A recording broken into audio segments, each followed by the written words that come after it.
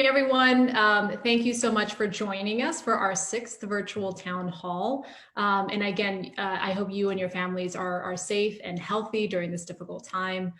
This crisis has really highlighted the ways in which our already vulnerable communities have been made more vulnerable as a result of this pandemic. And that's especially true for Indian country.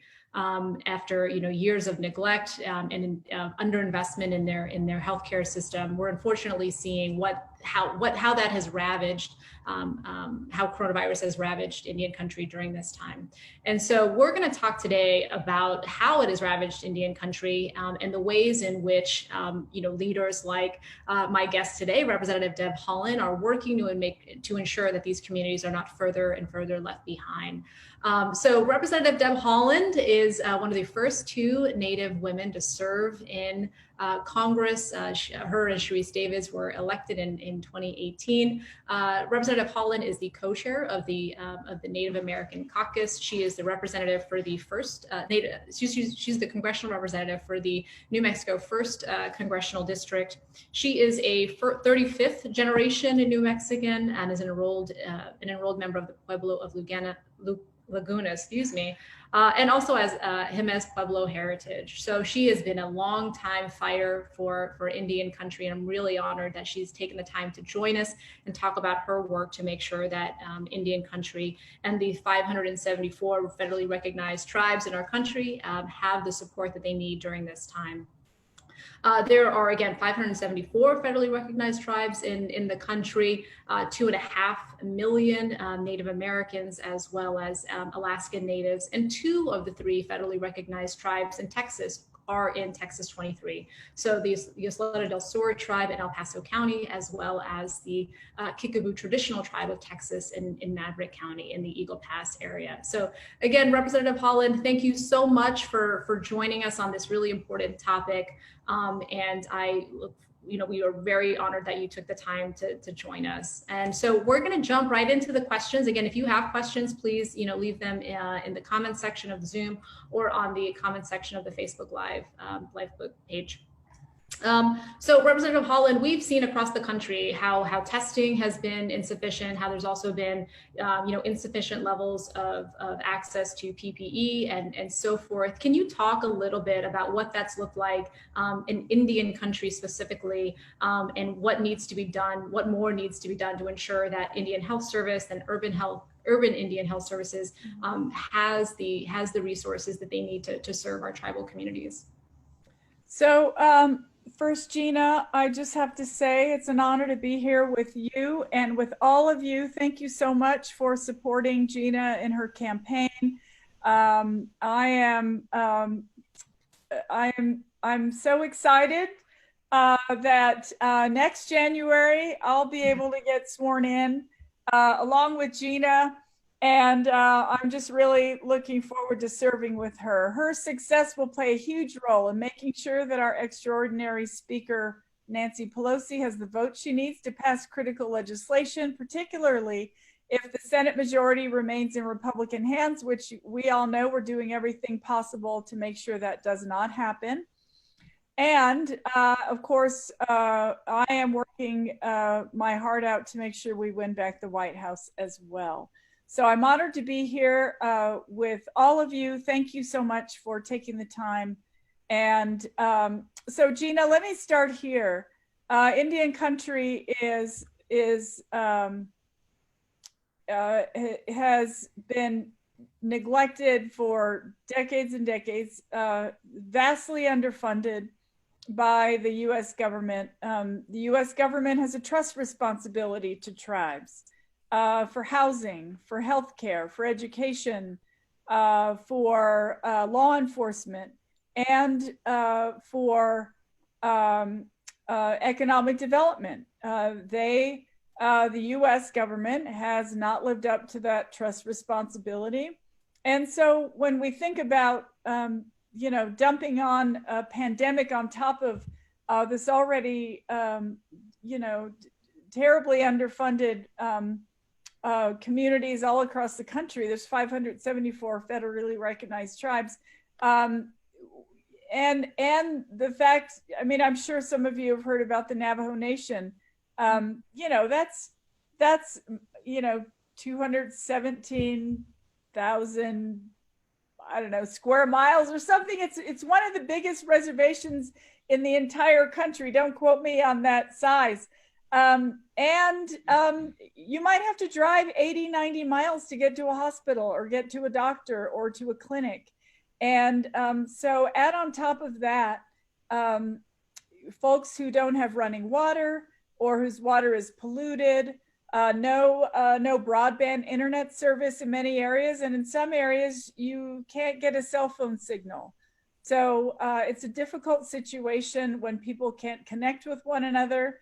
It's hard to get messaging out. It's not like you can just blast a text and everybody will get it. It's been a terrible, because of all of those disparities, it's very difficult to reach everyone. And so the President Nez, for example, on the Navajo Nation, but governors across New Mexico and chairmen across the country are doing their best to hold their communities together without the help of the federal government, and it is their responsibility. So yes, things are far apart. Native Americans start far behind the start line when it comes to this pandemic. And so it's been a severe challenge with the Indian Health Service that has been underfunded for decades. So it's not up to par with respect to technology, for example. It needs, it needs to come into the 21st century. So these are all challenges that we feel can be, some of them remedied by funding. And so we passed $8 billion funding, which we wanted it to be 20, and the White House wanted 0. So we ended up with 8. And that still hasn't been dispersed to tribes because the Treasury was dragging its feet. Mm-hmm. So all the things, all the emergency things like PPE and testing and water and food, very hard to come by. One of the things, Deb, that I've been struck by is, having worked in government myself for almost 15 years, government is expected to execute, right? And you execute based on information, data, right? And I've been really, one of my concerns with kind of how things are going now, but in particular in Indian country, is really the lack of sufficient reporting on what's happening. It not only is there insufficient levels of testing, but the way in which data is collected is concerning. It looks like there's only been about 40. Now this is voluntary reporting based on the Indian Health Services website. 43,000 tests have been performed, and of those, about 10% of them have come back positive. So much higher, right, than where it needs to be, as our medical professionals talk about, where they need that number to be for us to be comfortable in reopening parts of our economy again. And so, as you point out, there's been a lot of there's so many needs in Indian country already. If that number isn't where it needs to be, on top of us not having access to good information and adequate testing, this could be a complete disaster and ravage even more of our Native American communities than we've already seen. Can you give us, beyond the testing and the contact tracing and lack of PPE, Deb, can you give us a sense of what are some of the other challenges that this has exacerbated? You talked about, this just, a pandemic on top of a community that has been so underserved. Can you talk about some of those other areas for which this has exacerbated those challenges? Sure. I mean, employment, for one thing. I mean, there's some Indian tribes where unemployment is, 45%. And so you'll have a lot of folks who live in those rural communities where there's no jobs step up to make their arts and crafts, jewelry, clothing. They make things with their hands to make ends meet. And without broadband internet service, for example, how do you, if somebody was normally selling at, here in New Mexico, we have artists who sell at the Governor's Palace in Santa Fe, for example. it's a whole, it's a marketplace where Native Americans make their jewelry and go and sell it. Well, everything's been closed down. So how do you get to market things that you've normally been selling and been able to make a living off of? How do you move to online, marketplaces when you don't have broadband internet service? Kids who have been out of school aren't able to connect with their teachers. It goes on and on and on. So a lot of tribal businesses have, in fact, pretty much all of them here in New Mexico, and I know I've talked to tribal leaders across the country, they've shut down completely. And so they're lacking paychecks just like everybody else. But on top of that, things are harder because for all the other things I mentioned. Yeah, I think you raise a really interesting point. And, we saw this in a number of vulnerable communities. But as you point out, our small businesses in Indian country, and how, they may have also not been able to, or frankly, comfortable accessing the PPP program, for example. That just, I think, the way in which that was executed, and the way in which it was easier for these large corporations to access, much needed relief, much easier than it was for a disabled veteran or a woman business owner or a minority owned business. It just shows you the importance of diverse perspectives and lived experiences such as yours and mine to be at the table. So we're advocating to make sure the relief gets into the hands that need it most.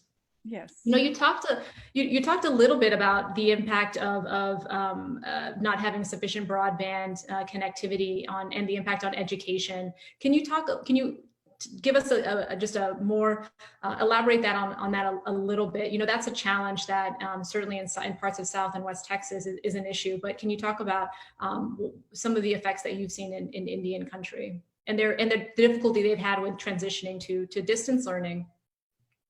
Yeah, well, there's no distance learning in some cases, right? No internet, no computers. It's yes, it's a dire situation. And then on top of that, look, I know there's essential workers in all of our communities. All of you, where you are right now, you have essential workers who are out there every day having to go to work regardless of whether their kids are home from school or whether they have childcare. This is a challenge for every community. So it's no different in Indian country where, yes, you have children who are out of school, but there's no distance learning happening because they don't have the resources for that. But, their parents perhaps are police officers or emergency workers, or, they work at the grocery store 40 miles away, or whatever it is. It's a very challenging situation. And so it isn't a whole lot different on our nation's pueblos, reservations, and nations. I think it's challenging for all of us, which is why we're working around the clock every day to make sure that we are passing legislation that we know will help the most people to remedy these situations. What I think this pandemic has laid bare is the fact that we need things in our country. We need childcare. We need universal childcare for people because that's an expensive expense for families. And now when we're in this pandemic and there are some people who absolutely have to go to work regardless, it's a challenge. So, things I've been pushing for, universal childcare. We have a bill that I co-sponsored with Elizabeth Warren. It's a bicameral bill. Universal Childcare and Early Learning Act. We need Medicare for all. I've been talking about universal health care for a very long time. Everybody needs to go to the doctor when they're sick. I mean, these are issues that that we know we've needed to make happen, and now that this pandemic is here, it's pretty clear. Everybody needs broadband internet service. That should be, I mean, at this point, a human right, right? I mean, yeah, I couldn't agree more. You know, we talk a lot in this district, Deb, which is from San Antonio to El Paso. It's larger than 30 states. And actually the two tribes are almost on like exact opposites of it. But to your point, right, if you believe that every child in the country should have access to a good quality public education, well, we are seeing that that is not possible if we don't have the basic infrastructure, which is broadband, right? I mean, so many of these communities were not able to quickly go to that. And we actually had two Texas State Board of Education members on a couple of weeks ago, and Gina Ortiz talked about how you've got some because the broadband isn't strong enough, right? You've got teachers that are literally delivering packets to families, and so unfortunately, that puts that teacher at risk if they're unnecessarily traveling to different communities. And so broadband is something that it might not make economic sense for some of these companies, but in the interest of our country, right, we've got to make the investment that we don't leave communities behind. So I couldn't agree with you more in the need to invest in that, and I look forward to partnering with you on how we best do that, and certainly make sure that we do so for Indian country. Absolutely. So as you mentioned, it's taken unfortunately way too long for this relief package for tribes and Alaska Natives to finally be realized. But it looks like about 60% of the funds are going to be distributed here shortly. That was just announced by Secretary Mnuchin. So that's good. But can you help us understand why there was even a holdup, right? I mean, I know there was some discussion within Indian country about who should and who should not get it, but can you help us understand why there was even a deliberation? Sure. So there's 574 federally recognized tribes in the United States. The Trump administration, after we, voted for the bill and had the $8 billion set aside, decided that that corporations should be able to apply for the funds, and the tribal governments knew that wasn't the intent of Congress, and so they filed a lawsuit to stop the administration from dispersing the funds to corporations. So then you had this holdup with with this lawsuit, which should have never happened. And then we were waiting on the Treasury Department to make its formula, to do a formula so that the money could be essentially divided up between the federally recognized tribes and sent out. And so there's another issue with that as well. We sent a letter last week urging the Treasury to hurry up and get this done. And they finally did it, to my knowledge, yesterday, although it looks like there will inevitably be some problems with the way they came up with the formula. So I can see it's going to be an additional struggle. Yeah. If I understand it correctly, that part of that formula is based on the previous census, right? And so we're seeing how please correct me if I'm wrong, but I read an article that explained how they would do that. And so it just shows you how, what we're doing now is so reliant on our ability to have good data about the people in this country. So can you talk about, the type of work that's being done? We're kind of in the middle of census season, and unfortunately, we're not able to do everything that needs to be done to make sure our communities are counted and make sure Indian country is counted. So can you talk a little bit about the work being done to ensure Indian country is counted during the census?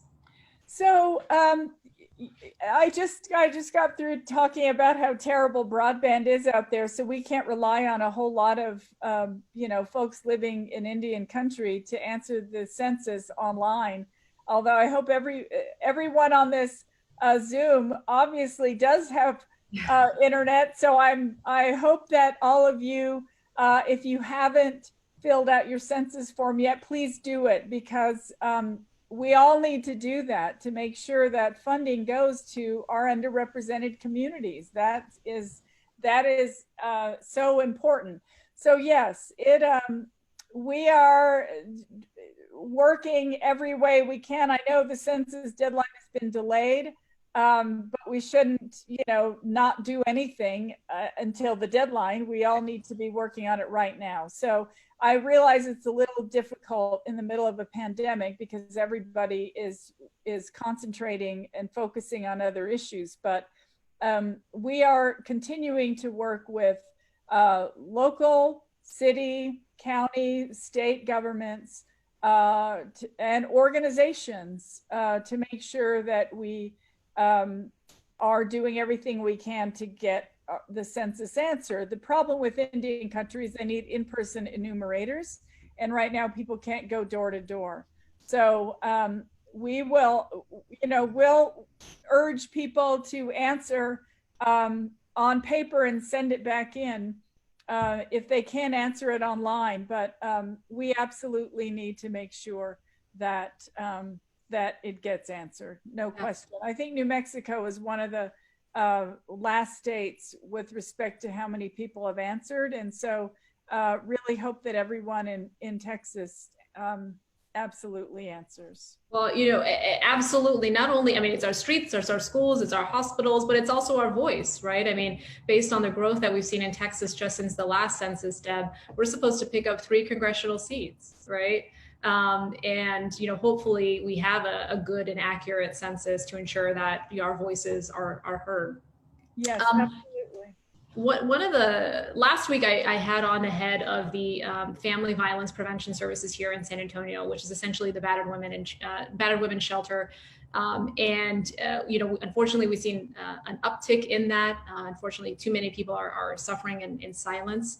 And we know that as a result of the Violence Against Women Act not being, fully reauthorized, that our communities don't have all the resources we should have to be combating that, right, during this time.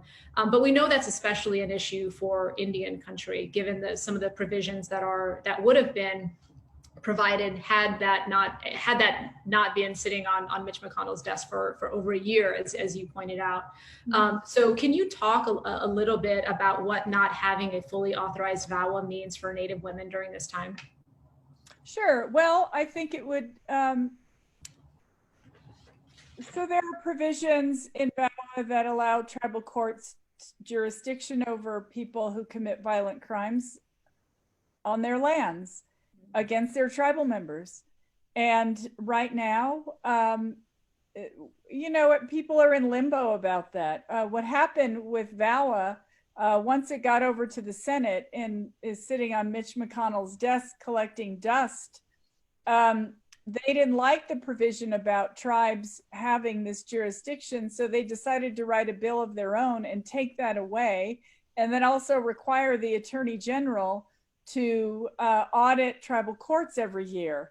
Just when I say that, 574 tribes, I don't know if all of them have tribal courts, but you can see that the Attorney General is not going to, make that their priority. So that means tribes would be in limbo with their bill because they'd be waiting around to get audited, and you can already see the writing on the wall, right? So we need for the Senate to pass the House bill. The House bill has amendments in it that will give urban Native women protection with victims advocate services in state courts. It will help us to share the data that we need. It's imperative that we get the Violence Against Women Act passed. And so that's why we need to fight to win the Senate and to absolutely win the White House. So we're counting on all of you to volunteer. Absolutely. So much at stake for so many communities, but especially our most vulnerable that don't have basic protections, as you pointed out, Deb. Thank you. And we are coming toward the end of this, Deb. But so many folks are excited to hear from you and are very excited about your leadership that you demonstrate for Indian country, for women, for so many of us. That I wanted to just kind of hear from you. What's it like to be a voice for people, for communities that are too often excluded from the conversation and from places of power? So Gina, one of my slogans when I was running was "Congress has never heard a voice like mine," because we had never had a Native American woman in Congress before. And but what I did say is that I can't speak for any tribe or even my own tribe. I said I want to bring tribal leaders to the table. I want to bring tribal voices to the table to make sure that they have a say in things. And there's a lot of issues where India, this was all tribal land at one time, right? This was all Indian country, this entire country. They should have a say in important issues, like when the president decides to take a pen and swipe off half of Bears Ears National Monument. They should have a say in that. That's a sacred mountain. That's a sacred area for a lot of tribes where they have shrines and they still go and pray there. An ancient civilization those are our ancestors that lived there, 1,000 years ago. So they should have a say in what that means, right? When the tribe is, or when the administration decides to gut the EPA and stop making sure that people have clean air and clean water. We don't want everything fracked and drilled up all over the place. There are some places that should remain pristine because we care about our public lands. And so we just feel, one thing I like to say is that, we've been in a conversation a lot of times about sites that are sacred to Native Americans. And like you remember the Standing Rock issue when the water protectors came out to protect their sacred lake. Well, that lake wasn't even within their tribal boundaries, but just because we couldn't draw our own boundaries of our land, they would have included the lake in their land if they were allowed to do that. The government removed them from their original lands and put them on this reservation. They still have an obligation to protect their sacred sites, even if they're not within their boundaries. So we are, we keep working to make sure that folks can learn, can be witness to what we're trying to do, which is make sure that Indian history is American history. Absolutely. That we all understand more about our own past. We all live in this country and we should care about all of our history. And so that's one of the things that I think I'm hoping to bring to the table. Absolutely. And so, yeah. I couldn't agree with you more in terms of making sure that our policies and are truly reflective of the lived experiences of everyone in this country. We in Texas, if you grew up in Texas in 7th grade, you took a Texas history class, and there was a long portion about the Native American communities in this state and their contributions and their history and how it's very much a part of our state's history and our country's history. And you don't have to look any further than Brackettville, Texas, which is home to 4 Congressional Medal of Honor winners who happen to be Seminole Negro Indian Scouts, right? The largest concentration in the country. Again, the two federally recognized tribes in Texas, the Tiguas in El Paso County and the and the Kickapoo in Maverick County. And they're not only part of our history, but they're part of our current, right? These are great, frankly, economic drivers, economic partners in our communities. They're also part of our future as we think about the kind of state, the kind of district that we want. They're absolutely partners in that. And when you talk earlier about the importance of this sacred land, in talking with the Kickapoo, they showed me actually a picture, Deb, of the border. 800 miles of border in this district. And part of that border wall would go right through their sacred burial ground, right? And so when you talk about the long list of reasons why we don't need a border wall, it's ineffective, expensive, but it also, unnecessarily consecrates land that is sacred to so many communities, again, on top of being unnecessary and ineffective. So Deb, thank you so much for sharing your perspective and giving folks a sense of how you're working to make sure our Indian country is not left behind in these times. I look forward to being a good partner and ally with you. We really appreciate hearing the work that you're doing, appreciate your long history on advocating for Indian country and so many issues that are important to us. And so if you wanted to plug how people could help make sure that you remain in Congress, I wanted to give you just a couple minutes to do that. I want everyone to make sure that you get to Congress. So I would love if every single person on this Zoom right now, if you haven't signed up to volunteer for Gina, I want you to sign up to volunteer for Gina. If you can donate $10, if you haven't done that yet, donate $10. Ask 10 people in your contact list also to donate $10. This is an important election, the most important election of our lifetime. And we absolutely need Gina in Congress because you've heard her. She's amazing, and we need her voice there. And I know she will represent you in such a strong and a strong way with her values and the democratic values that we know can move our country forward and give people success. So if we weren't in self-isolation, I would come to Texas and I would see all of you in person. But I'm happy to see you now. I just want you to make sure that you're doing everything you can to help Gina get to Congress, because I would really like to be sworn in with her in January. Oh, so that's very kind. Representative Haaland, thank you so much for joining us and for your leadership. Please stay safe and healthy in New Mexico. And thank you all for joining us again for our 6th virtual town hall. Again, this is going to be posted on our Facebook page tomorrow with Spanish captions. So please feel free to share. And thank you so much for joining us, and stay safe and healthy. Take care.